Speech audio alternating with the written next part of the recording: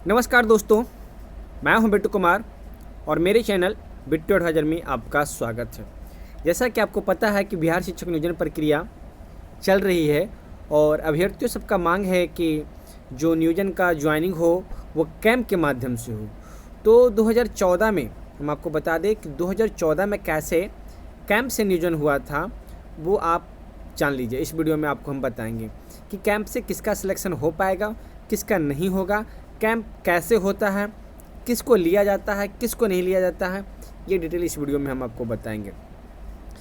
Camp से नियोजन यानी कैंप से नियोजन के लिए बिहार सरकार एक लेटर जारी की थी 24/1/2014 में। पहला ही हम डेट क्लियर कर देते हैं, बाद में ये नहीं कहिएगा सर आप पुराना वीडियो डालें। पुराना वीडियो नहीं डालें, 2014 में कैंप से नियोजन कैसे हुआ उसी से संबंधित है, क्योंकि ये जो नियोजन हो रहा है 2020 वाला वो भी 2012 के नियमावली से ही हो रहा है और ये जो है 2012 का ही नियमावली पे वीडियो बना रहे हैं। तो अगर कैंप होगा भी तो इसी के माध्यम से ही होगा। और कैंप में क्या क्या लगता है, क्या क्या डॉक्यूमेंट मांगा जाता है, क्या क्या चीज़ होता है, वो पूरा डिटेल इस वीडियो में आपको हम बताने वाले हैं। तो विस्तार से इस वीडियो को जानिए, समझिए और अच्छा लगे तो लाइक शेयर कमेंट कीजिएगा। लेकिन बाद में ये नहीं बोलिएगा कि सर आपने पुराना डाला। पहले ही हमने क्लियर कर दिया है कि ये जो 2014 में जो नियोजन हुआ था उसका रिलेटेड है कि 2014 में कैंप से कैसे किया गया था। तो चलिए विस्तार से जानते हैं।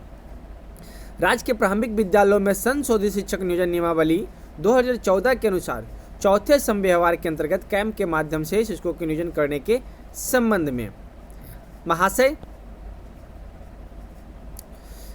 आप अवगत हैं कि बिहार पंचायत प्रारंभिक शिक्षक नियोजन एवं सेवा शर्त नियमावली 2012 एवं बिहार नगर प्रारंभिक शिक्षक नियोजन एवं सेवा शर्त नियमावली 2012 के तहत नियोजन की कार्रवाई संबंधित नियोजन इकाई द्वारा की जा रही है। उक्त नियमावली के नियम 11(1) के तहत नियोजन हेतु 3 समव्यवहार ही मान्य था। उपलब्ध सूचना के आधार पर अंकनीय है कि 3 समव्यवहार के उपरांत भी बड़े पैमाने पर रिक्ति उपलब्ध रह गई। इस क्रम में बिहार पंचायत प्रारंभिक शिक्षक नियोजन एवं सेवा शर्त संशोधन नियमावली 2014 एवं बिहार नगर प्रारंभिक शिक्षक नियोजन एवं सेवा शर्त संशोधन नियमावली 2014 अधिसूचित हो चुकी है, जिसके तहत यह प्रावधान है कि 3 समव्यवहार के उपरांत पद रिक्त रहने पर 14 समव्यवहार में कैंप के माध्यम से नियोजन पद का वितरण किया जा सकता है।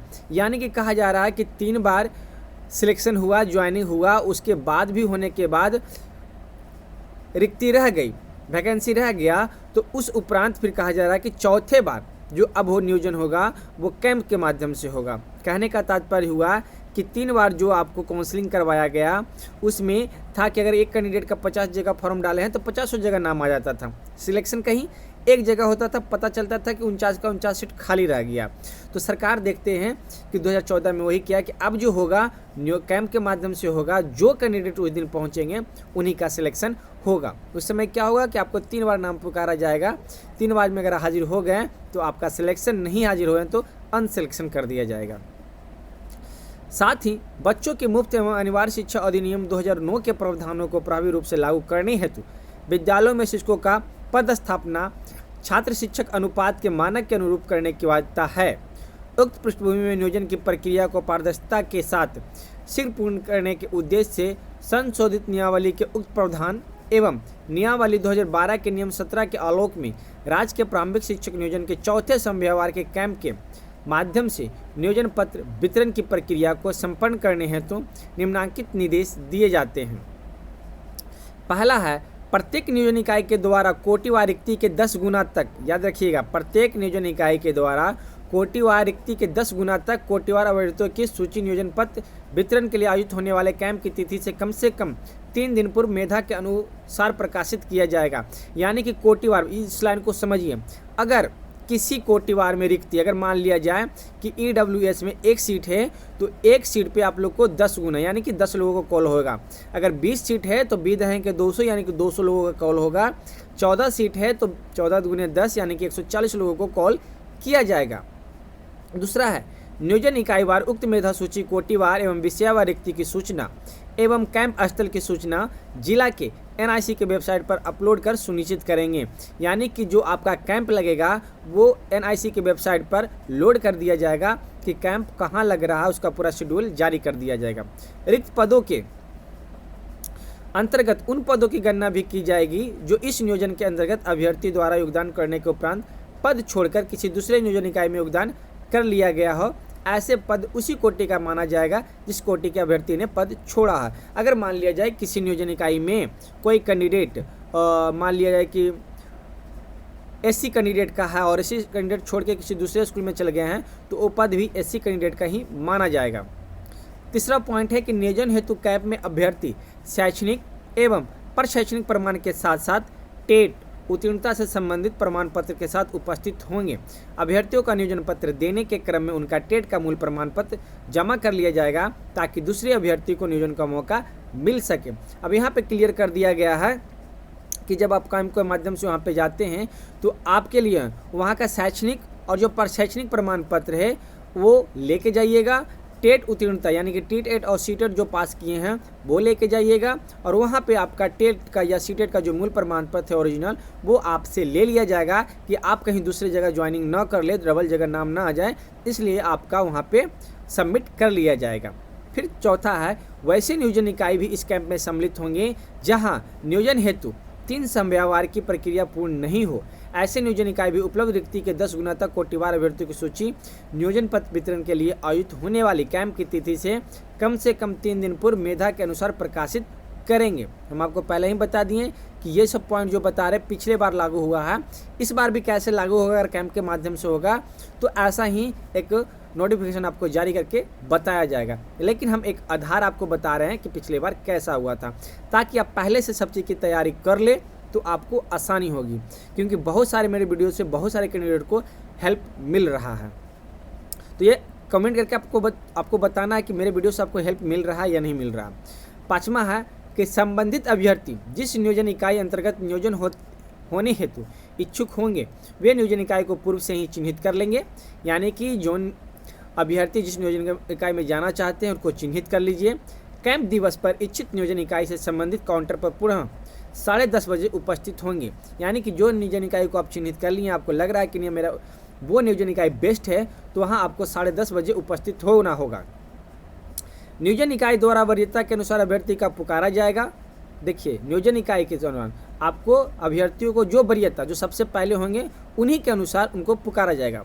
अभ्यर्थियों को पुकारने का क्रम कोटिवार तथा अनारक्षित पुरुष महिला, कोटि अनारक्षित महिला, कोटि पिछड़ा वर्ग पुरुष महिला, कोटि पिछड़ा वर्ग महिला, कोटि अत्यंत पिछड़ा वर्ग पुरुष महिला, कोटि अत्यंत पिछड़ा वर्ग महिला, कोटि अनुसूचित जाति पुरुष महिला, कोटि अनुसूचित जाति महिला, कोटि अनुसूचित जनजाति पुरुष महिला, कोटि अनुसूचित जनजाति महिला, कोटि एवं आरक्षित वर्ग की महिला आरएफ होगा।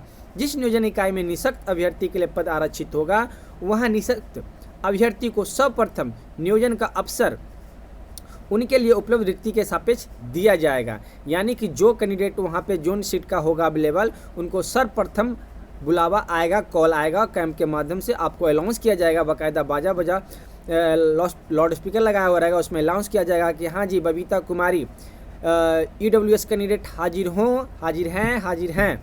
तो आपको वहाँ पे बोलना होगा जी सर हम हाजिर हैं, प्रेजेंट हैं, जो भी हो। फिर वहाँ पे क्या कहा जाएगा, एक अभ्यर्थियों को 3 बार पुकारा जाएगा।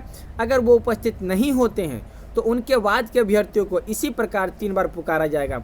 यानी कि 1 नंबर को पुकारा जाएगा, अगर वो 1 नंबर कैंडिडेट नहीं हाजिर होते हैं तो 2 नंबर वाले को पुकारा जाएगा, अगर 2 वाले नहीं हाजिर होते हैं तो उसके तीसरे वाले को पुकारा जाएगा। इस दौरान यदि वह अभ्यर्थी जिनका नाम पूर्व में पुकारा गया हो उपस्थित होकर नियोजन की प्रक्रिया में शामिल होना चाहेंगे तो उन्हें अनुमति नहीं दी जाएगी। देखिए क्या कहा जा रहा है, फिर से पढ़ देते हैं। इस दौरान यदि वह अभ्यर्थी जिनका नाम पूर्व में पुकारा गया हो उपस्थित होकर नियोजन की प्रक्रिया में शामिल होना चाहेंगे तो उन्हें अनुमति नहीं दी जाएगी। वरीयता सूची में सभी अभ्यर्थियों को बुलाने के बाद यदि रिक्त अवशेष रह जाती है और उपयुक्त सूची में छूटे अभ्यर्थी नियुक्ति है तो इच्छुक होंगे तो नियोजन इकाई उनकी नियुक्ति कर सकेंगे।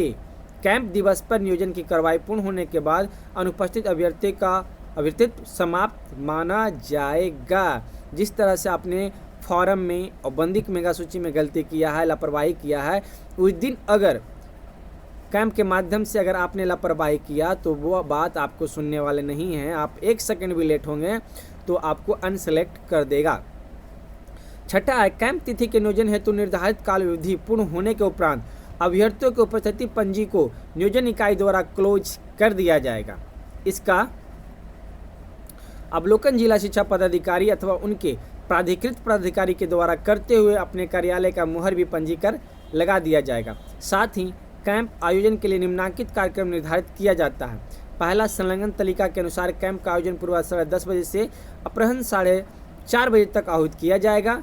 नगर परिषद, नगर निगम, नगर पंचायत एवं प्रखंड नियोजन इकाई का कैंप जिला स्तर पर, एक पंचायत नियोजन इकाई का कैंप प्रखंड मुख्यालय स्तर पर आहूत किया जाएगा। तीसरा है, जिला शिक्षा पदाधिकारी संबंधित जिला पदाधिकारी से विमर्श कर जिला स्तर पर कैंप के लिए स्थान निर्धारित कर इसकी सूचना सभी नियोजन इकाइयों को दे देंगे ताकि नियोजन इकाई द्वारा समय पर सूची प्रकाशित किया जा सके एवं नियोजन हेतु तैयारी के साथ निर्धारित स्थान पर कैंप किया जा सके।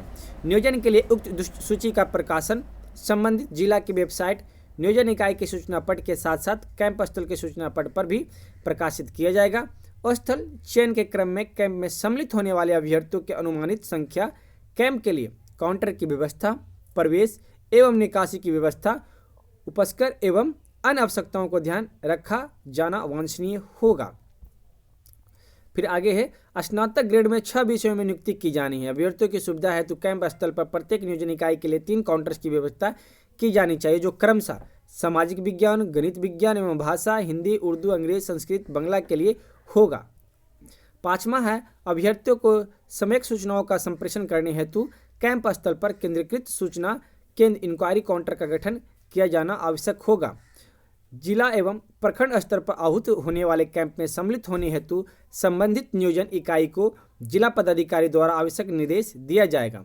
कैंप में नियोजन इकाई के सभी सदस्य अनिवार्य रूप से उपस्थित रहेंगे और औपचारिक रूप से सूचित करने के बावजूद यदि मुखिया, प्रमुख, मुख्य पार्षद, सभापति, मेयर निर्धारित तिथि पर कैंप में उपस्थित नहीं होंगे तो उन्हें डिमेड रूप से उपस्थित मानते हुए नियोजन की कार्रवाई पूर्ण की जाएगी। यदि सदस्य सचिव निर्धारित तिथि पर कैंप में उपस्थित नहीं होंगे तो उनके विरुद्ध विधि सम्मत कार्रवाई की जाएगी। नियोजन पत्र का वितरण कैंप दिवस पर ही हाथों हाथ कर दिया जाएगा। किसी भी परिस्थिति में कैंप तिथि से 3 दिनों के अंतर्गत नियोजन पत्र निर्गत कराकर हाथों हाथ अथवा निबंधित डाक से संप्रेषित करा दिया जाए, अन्यथा की स्थिति में नियोजन पत्र निर्गत माना जाएगा एवं संबंधित नियोजन इकाई के विरुद्ध विधि सम्मत कार्रवाई प्रारंभ कर दी जाएगी। अगला पॉइंट है, कैंप स्थल पर वीडियोग्राफी समय एवं तिथि के साथ की व्यवस्था जिला शिक्षा पदाधिकारी के द्वारा कराई जाएगी। कैंप स्थल पर बड़ी संख्या में अभ्यर्थियों की उपस्थिति अपेक्षित है। इस हेतु कैंप स्थल पर विधि व्यवस्था का समुचित संधारण करने हेतु जिला पदाधिकारी एवं आरसी अधीक्षक पर्याप्त संख्या में दंडाधिकारी एवं आरसी बल की प्रतिनियुक्ति करेंगे।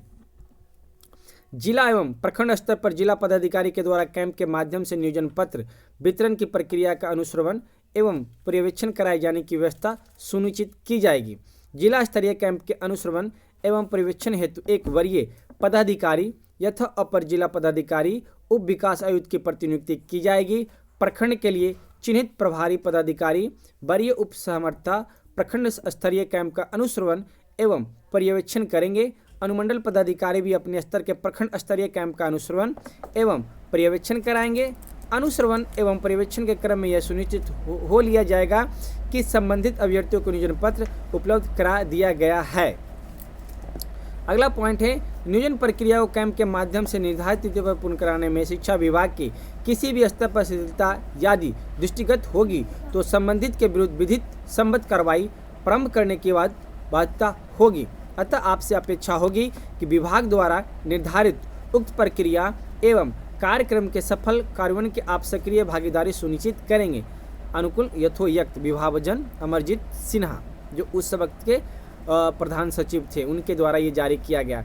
अब देखिए इसमें क्या किया, अब इसको हम नेक्स्ट वीडियो में आपको समझा देंगे। ये जिला वाई जिला करके या इसके बाद वाला वीडियो में आपको हम बता देंगे क्योंकि वीडियो बहुत लंबा हो गया। तो नेक्स्ट वीडियो का इंतजार कीजिए, हम इसका अपडेट जरूर देंगे क्योंकि ये जिला वाई जिला है, कैसे जिला करके बांटा गया है। तो नेक्स्ट वीडियो में आपको हम बता देंगे। तो दोस्तों ये वीडियो आपको कैसे लगी आप हमें कमेंट करके ज़रूर बताइएगा। और ऐसे ही जब अगला अनाउंसमेंट अगर आपको कैंप का होगा तो उसका भी एनालिसिस हम आपको पास करके लाएंगे उस वीडियो का, ताकि आपको हर एक चीज़ से हेल्प मिल सकते हैं। तो ये वीडियो आपको कैसे लगी आप हमें कमेंट करके ज़रूर बताइएगा। और जितने भी ग्रुप में हैं उस ग्रुप में आप इस वीडियो को शेयर कर दीजिएगा, ताकि कैंप कैसे होता है ये चीज़ आसानी से जान सके, उनका हेल्प मिल सके और सारा डॉक्यूमेंट अपने आप तैयार कर लें। तो फिर मिलते हैं एक नेक्स्ट वीडियो में। धन्यवाद, बाय बाय।